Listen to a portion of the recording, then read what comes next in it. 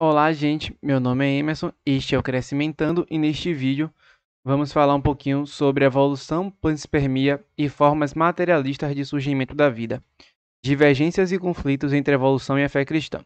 Então, esse vídeo está aberto ao público, vai falar um pouquinho sobre evolução, essa aula em específico, e essa aula também é direcionada para a Escola Arca, no qual eh, estou tentando ajudar nesse sentido, no sentido de dar uma base teórica sobre como o cristão deve pensar sobre a evolução e sobre as visões criacionistas que nós temos, tentando apresentar cada uma delas e discutir.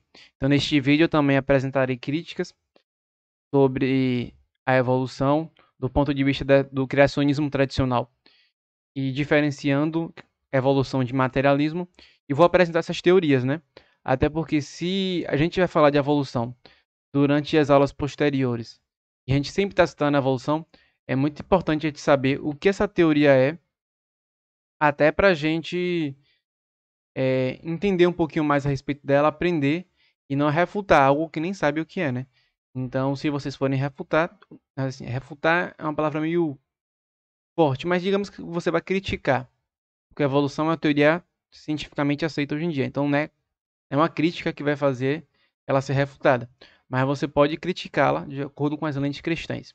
Então é importante a gente conhecer um pouquinho mais dessas teorias, como essa teoria surgiu, qual foi o passado anterior a ela sobre o surgimento da vida de forma não cristã, e a partir disso você vai poder, de certa forma, compreender mais e discutir com um pouquinho mais de propriedade as visões criacionistas e vai ter mais conhecimento teórico para tomar uma decisão também para quando for discutir a respeito.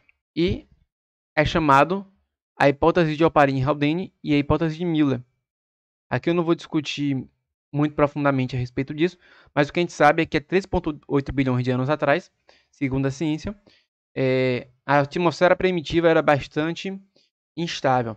Você tinha vulcões, tinha descargas elétricas, tinha radiação ultravioleta, tinha vapor d'água, você tinha uma mistura de elementos químicos ali, e você tinha o que é chamado de sopa primordial, em que era uma água que existia, ou um lago, ou um determinado local em que existia moléculas de água, e dentro dessas moléculas de água existiam muitos elementos químicos misturados devido à instabilidade e à retroalimentação desses elementos químicos sendo usados ali na atmosfera e pelo ambiente nos ciclos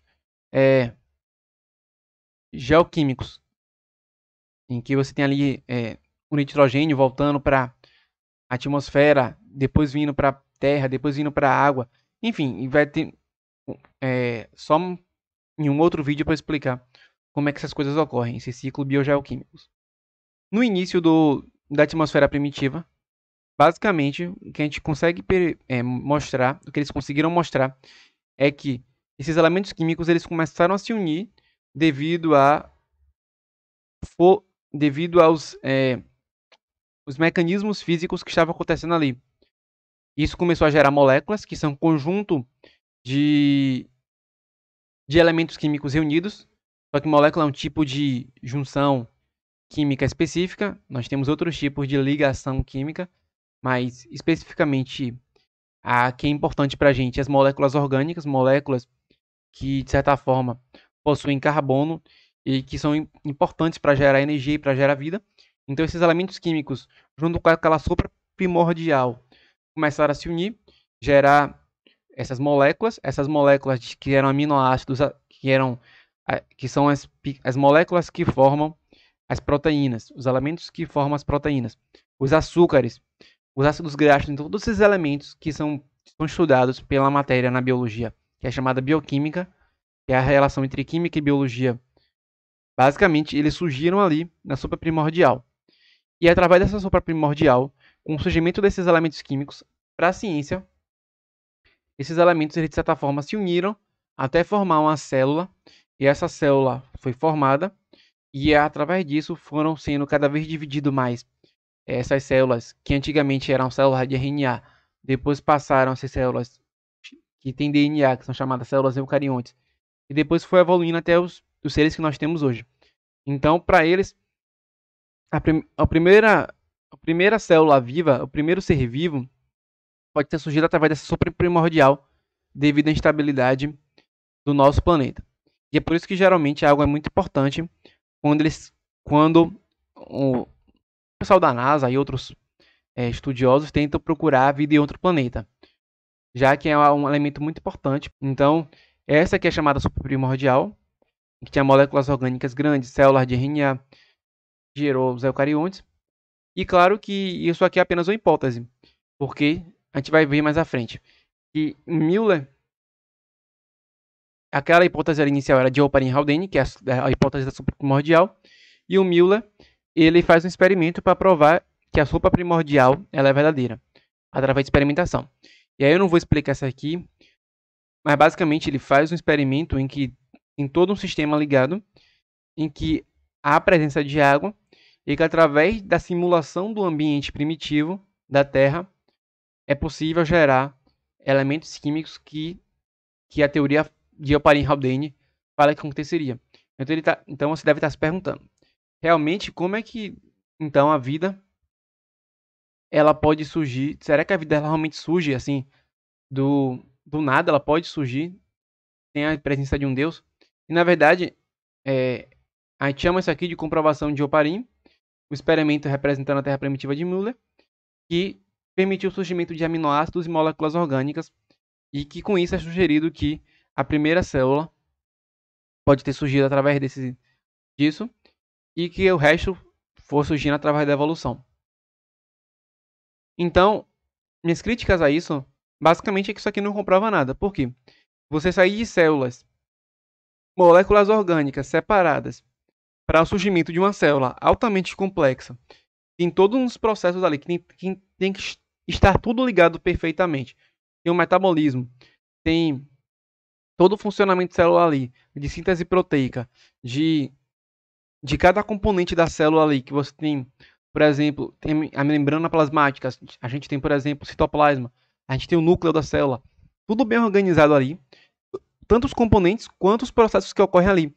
Então, partir do pressuposto de que só porque há elementos químicos surgindo na sopa primordial, que pode surgir também uma célula complexa a partir disso. Então, isso não prova nada, isso é um salto. Tanto que, com experimentos por muito tempo fazendo isso, nenhuma proteína complexa foi gerada. Então, aquelas proteínas que são complexas, que a gente, quando estuda na bioquímica, tem proteínas de vários graus. Tem proteínas que não tem curvamento direito, tem proteínas que elas se encurvam com várias dobras, tem até com 3 dobras, são proteínas mais complexas e que tem um maior número de camadas, de certa forma. Aqui eu estou tentando relembrar meu tipo de bioquímica. Mas o que basicamente ele está tentando mostrar especificamente é que até hoje isso não conseguiu ser reproduzido a ponto de gerar uma célula. E nada muito complexo que compõe a célula. Então, isso é apenas um salto indutivo. E eles acabam aceitando isso porque é a única hipótese possível, ou que tem um sentido lógico e já conseguiu algum tipo de experimentação, que não leva o nome de Deus, já que a ciência hoje é um tanto naturalista, ou seja, ela de certa forma ateísta, na forma de produzir conhecimento. Então, dentro da possibilidade materialista, esse é o único jeito. Embora, se fosse para disputar com outras hipóteses, provavelmente levando em conta a Deus, essa seria certamente refutada. E é claro que isso delongaria uma discussão, porque depende de qual critério utilizaria para refutar ou não essa ideia. E teria que ter métodos específicos, e aí vai ter toda uma discussão a respeito disso. Mas apenas pequenas moléculas distantes de uma célula organizada surgiram, e aceita por ser a única hipótese materialista que faz sentido lógico. Foi o que eu já falei. E aí, funções, ligação, organização, reprodução, até hoje nada disso surgiu. Então, é importante a gente saber disso. A gente mostra toda essa evolução, parece que estamos no ápice do conhecimento, quando na verdade tem muitas coisas aí que de certa forma são incompletas, mas que ainda assim são hipóteses e de certa forma conseguiram algum tipo de avanço no conhecimento e que, pela ciência ser materialista, ela é principalmente assim. E nós chegamos à teoria da evolução. Foi uma teoria que criticou a ideia de Lamarck, mas que eles reconhecem que Lamarck foi um dos primeiros que propõe a ideia do surgimento da vida das outras espécies através de mudança nas características. Então, a gente vê que Lamarck ele teve um salto muito grande comparado aos anteriores a ele, em que ele pensa em reprodução, ele pensa em características sendo passadas adiante, em modificação, que é algo que às vezes não era muito pensado e muito comum na época. Então tivemos Lamarck, ou tivemos Darwin e Wallace, foram os propulsores da teoria da evolução. Darwin mais conhecido porque Darwin trabalhou muito mais tempo e coletou muito mais dados, mas o Wallace também é muito importante. Eles, até, se não me engano, até trocavam cartas no período do surgimento da evolução, em que eles estavam chegando a conclusões muito próximas. E aí tem a viagem de Darwin, que é chamada Viagem do Beagle, em que ele passa pela América do Sul, as ilhas de Galápagos, em que ele vê várias tartarugas, ele vê pássaros diferentes, com bicos também diferentes, ele vai passando por vários locais, viaja em vários locais de todo o globo terrestre, e ele acaba observando e anotando várias coisas para propor a teoria dele. E quando ele termina essa viagem, ele escreve o livro dele, ainda com medo do impacto que aquilo geraria, e publica o livro dele, a Origem das Espécies. E aí alguns discutem que ele, na verdade, ainda acreditava em Deus, só que ele mostrou como os seres vivos podem surgir e como as características diferentes podem ser passadas ao longo do tempo. Aí outros vão dizer não, que ele ele tinha medo de criticar Deus, por isso que ele não criticou tão ferrenhamente, dado que a época era muito comum, cristianismo era muito forte ainda naquela época. Então tem essas duas visões aí sobre como Darwin pensava. E aí tem essa imagem da teoria da evolução, que os macacos geraram os homens, que não é bem assim. Não é um macaco que gera um macaco cada vez maior e mais evoluído até chegar ao porte do ser humano. Geralmente a evolução acontece através chamada de árvore, de ramos, ou seja, você tem uma filogenia em que você tem um ancestral comum que vai gerando novas espécies. Então, por exemplo, você tem aqui, por exemplo, um determinado parte dessa árvore filogenética que vai gerando espécies diferentes e não vai uma espécie gerando e sumindo e gerando uma outra. Mas a espécie ancestral pode gerar duas novas espécies diferentes e ela pode sumir ou pode permanecer. Então, essa é a discussão da teoria da evolução e da filogenia. E essa imagem aqui é uma imagem muito comum, que é citada para representar a evolução, mas que é muito mal feita, que os evolucionistas geralmente criticam. Então aqui, por exemplo, temos a árvore da vida, desde a bactéria, que é o primeiro reino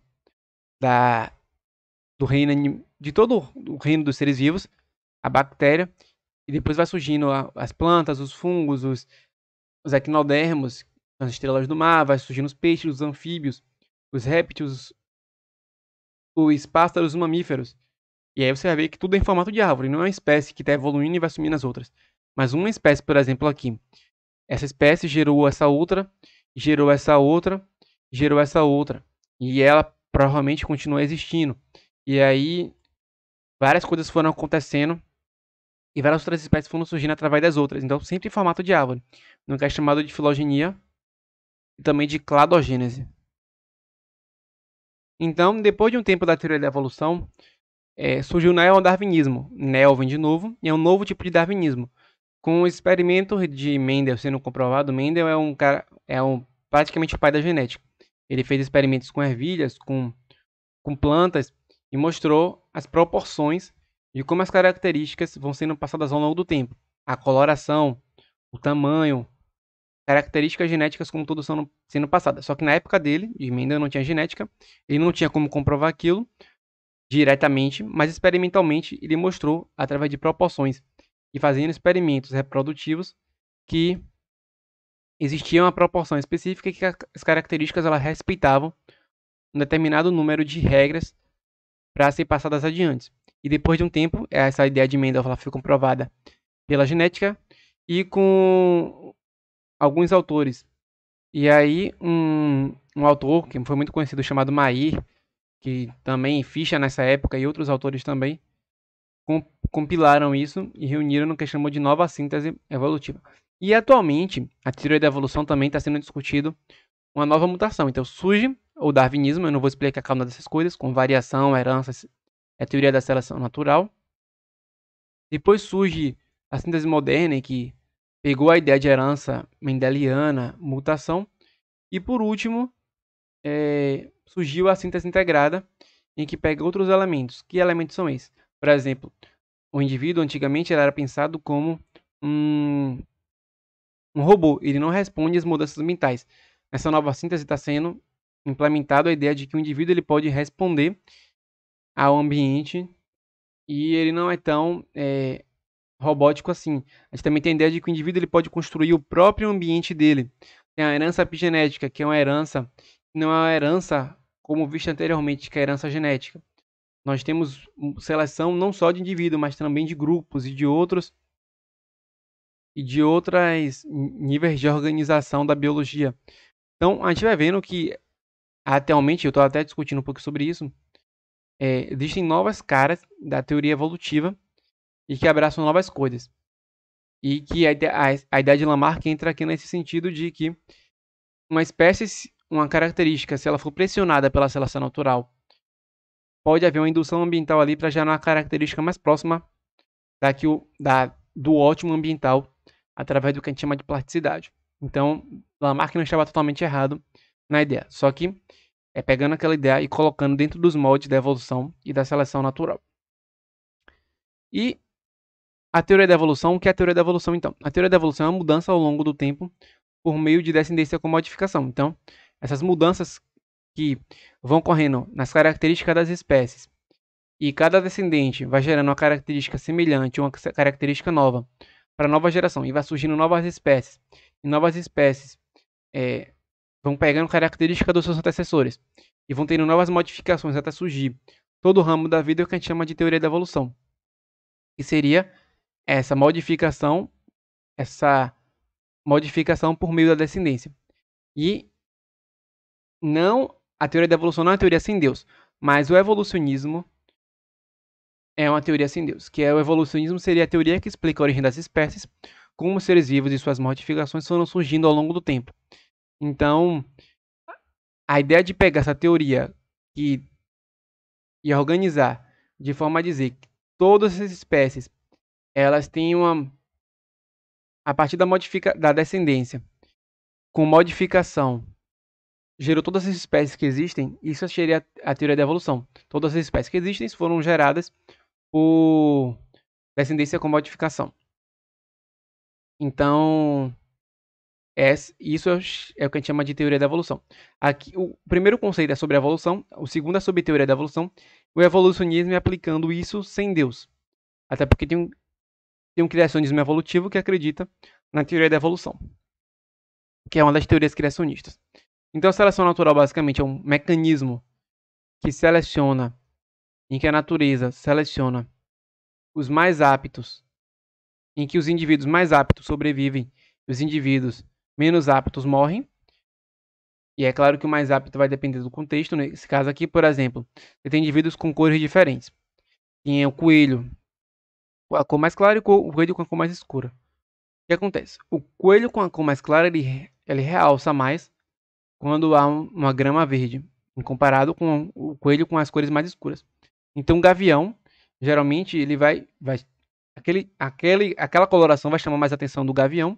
O gavião vai pegar essa espécie cada vez com maior frequência do que com a coloração mais escura, e a partir disso vai diminuindo o número de indivíduos com a coloração clara da população da mesma espécie e vai surgindo cada vez mais indivíduos com coloração escura. Então, os indivíduos que têm coloração mais clara vão morrendo e os que têm características genéticas que geram essa coloração escura vão sobrevivendo e vão gerando descendentes e vai cada vez mais essa característica vai cada vez mais dominando a população. Então, isso que seria a seleção natural. Seria a sobrevivência dos mais aptos.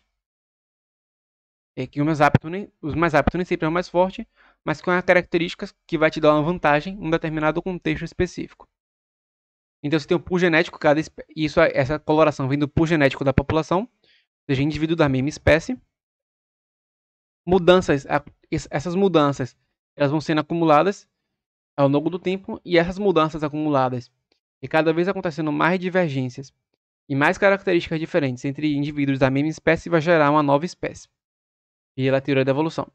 E o mais adaptado nesse caso é devido ao gavião, mas as pressões seletivas elas podem variar. Se fosse um outro contexto, por exemplo, em que a coloração escura do coelho fosse prejudicial a ele, as brancas sobreviveriam a essa pressão seletiva e gerariam mais descendentes, sobreviveriam e gerariam mais descendentes. E a adaptação, que seria essa capacidade dos indivíduos de se ajustarem ao meio ambiente, tecnicamente nem sempre é o mais forte, vai gerar o que a gente chama de fitness. Seria a aptidão que o indivíduo tem àquele ambiente. E essa característica sempre vai ser herdada. Tem outros mecanismos evolutivos, como deriva genética, que é, eu, por exemplo, posso pisar ou matar sem querer, maior ou ao acaso, maior parte, matar indivíduos de uma determinada característica dentro daquela população e deixar que outras sobrevivam ao acaso e se reproduzam mais dentro daquela população da mesma espécie. Então a gente também tem, por exemplo, a dispersão, que é um meio também pelo qual os indivíduos eles saem de um local e vão a outro, levando semente, levando fruto de um local para outro, e também eles vão se alimentar e vão procurar alimento nesse processo de dispersão. E a teoria da evolução surge através das características. Então, basicamente, como é que surge essa ideia da evolução? Os indivíduos eles podem sofrer mutação. Mutação seria uma mudança na composição genética da célula. Então, a célula que ela estava se replicando, ela gera uma característica ou uma cópia diferente da cópia anterior, e às vezes é chamado de erro. E essa cópia, ela pode gerar uma característica diferente no indivíduo, e esse erro que acontece, essa modificação que acontece nessa duplicação celular entre uma fita de DNA anterior e uma fita nova, pode gerar uma característica que vai maior sobrevivência àquela espécie, e também, se for numa célula reprodutiva, vai ser passada adiante. Então, a gente tem várias formas de fazer experimento com evolução. A gente tem, por exemplo, mosca de fruta aqui. Tem a mosca de fruta. Essa mosca de fruta ela vai gerando. Tem um grupo que é alimentado com amido e o grupo que é alimentado com maltose. Então, a gente observa que, conforme as gerações passam, as características e a coloração da espécie ela vai mudando, a ponto de elas preferirem, depois de um tempo, elas surgindo com a mesma coloração, mas depois da alimentação separada e da convivência com indivíduos com aquela coloração, eles vão preferir, mesmo sendo da mesma espécie, se acasalar com indivíduos com aquela cor. E as moscas com a outra cor vão preferir se acasalar com espécies daquela cor, gerando assim um isolamento ou separação entre esses indivíduos. Se isso permanecer por mais tempo, os indivíduos eles não trocarem e não acasalarem com indivíduos com a cor diferente, o que vai acontecer é que pode haver um isolamento reprodutivo, pode haver um surgimento de uma nova espécie ali, ou de duas novas espécies, em que possuem comportamentos de reprodução diferentes e que têm características diferentes, que vão fazer com que eles sofram pressões seletivas diferentes. Então, a gente tem, por exemplo, o conceito de espécie também, ele é muito discutido, e existem vários meios também de surgimento de novas espécies. Aqui o de isolamento é um desses, que eu vou citando como exemplo. E o conceito de espécie basicamente vai nesse sentido, de que indivíduos que conseguem se reproduzir com outros da mesma população ali, e conseguem gerar descendentes férteis. Mas tem vários conceitos de espécies sendo discutidos atualmente. E essa evolução ela pode ser através de salto, em que uma característica ela permanece por longo tempo e depois gera uma característica muito diferente, ou gradual, em que as características elas vão mudando aos poucos até chegar à característica nova específica. E aí as espécies também, elas nem sempre conseguem se adaptar as mudanças ambientais, principalmente quando elas são rápidas. Então você tem, por exemplo, mudanças climáticas, perda de habitat, espécies invasoras, predação humana e outras coisas que podem gerar a morte e a extinção de espécies. Ou seja, as espécies elas param de existir e ficam só na memória, ficam só ali presentes na massa terrena através dos fósseis. Então aconteceu isso com os dinossauros, que através dos asteroides, os mamutes, que foram as mudanças climáticas, e outras espécies que foram sumindo conforme foi acontecendo essas mudanças e esses impactos que geraram mudanças muito drásticas a ponto das espécies elas morrerem.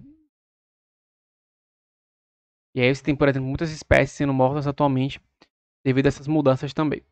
E a gente também tem, por exemplo, os fósseis, que são restos de animais preservados em rochas, animais ou plantas. Aqui, por exemplo, a gente tem algumas espécies, se não me engano, aqui é o trilobita, é uma das espécies mais comum que a gente ouve na biologia,